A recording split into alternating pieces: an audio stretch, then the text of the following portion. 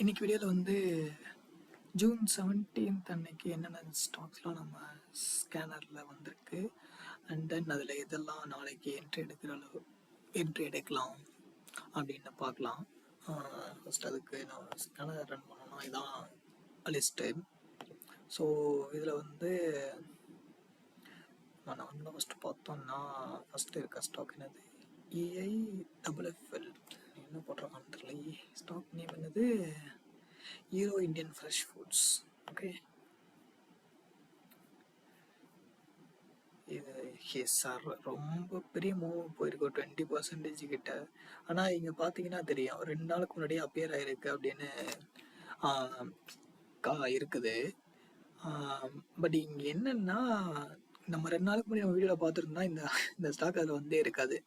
ஒரு சார்ட்லிங் ஸ்கேனரில் வந்து நம்ம மல்டிபிள் டைம் ஃப்ரேம்ஸ் யூஸ் பண்ணோம் அப்படின்னா இந்த மாதிரி சம் ஓவர்லாப்பிங் இஷ்யூஸ் இருக்க சான்ஸ் இருக்காது. அவனே மென்ஷன் பண்ணியிருப்பான் இந்த மாதிரி டிஸ்க்ளைமரில்.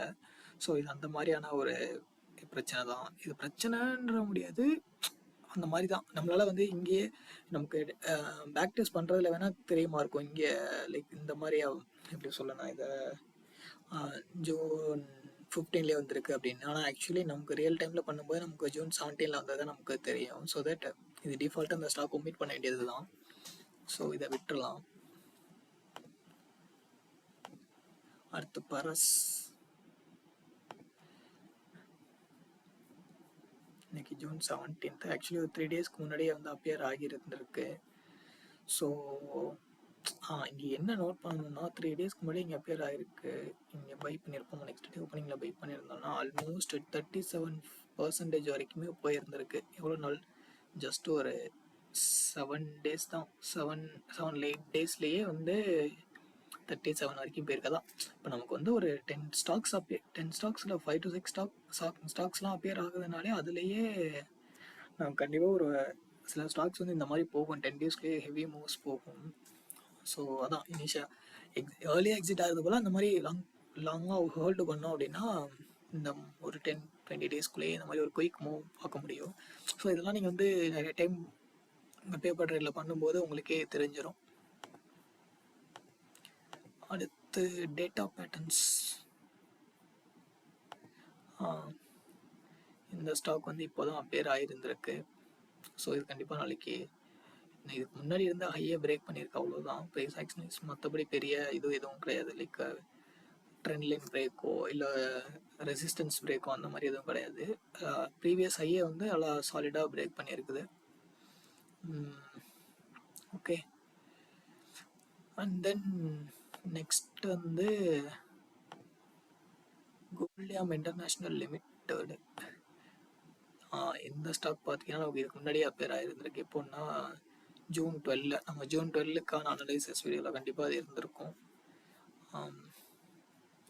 நம்ம அப்போ வாங்கியிருந்தோம்னா இந்நேரம் ஒரு 4%-5% ரேஞ்சில் வந்து ப்ராஃபிட்டில் இருக்கும் இப்போதைக்கு. தென் வேறு எதுவும் இல்லை. இப்போ இந்த 4 ஸ்டாக் மட்டும் தான் அப்பியர் ஆகிருந்திருக்கு. ஸோ இதில் அந்த பைத்தன் ஸ்கிரிப்ட் என்ன மாதிரி ஸ்டேஜில் இருக்குன்னு பார்ப்போமா.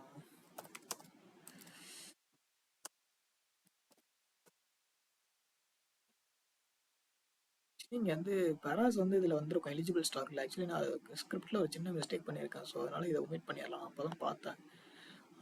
டேட்டா பேட்டர்ன்ஸ்க்கு வந்து அவாய்ட் பண்ணுற அளவுக்கு தான் சொல்லியிருக்கு. ஆனால் என்னென்னா மல்டிபிள் ஸ்டாக்ஸ் இருந்துச்சுன்னா ஈஸியாக டேட்டா பேட்டர்ன்ஸ் ஒமிட் பண்ணிட்டு நம்ம மற்றதை வாங்கிக்கலாம்.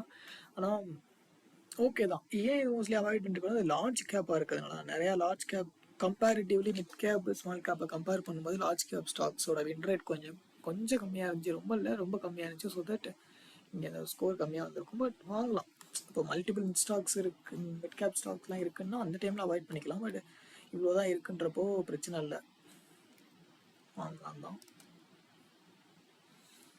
அண்ட் யா, அவ்வளோதான் இந்த வீடியோவில். பாய்.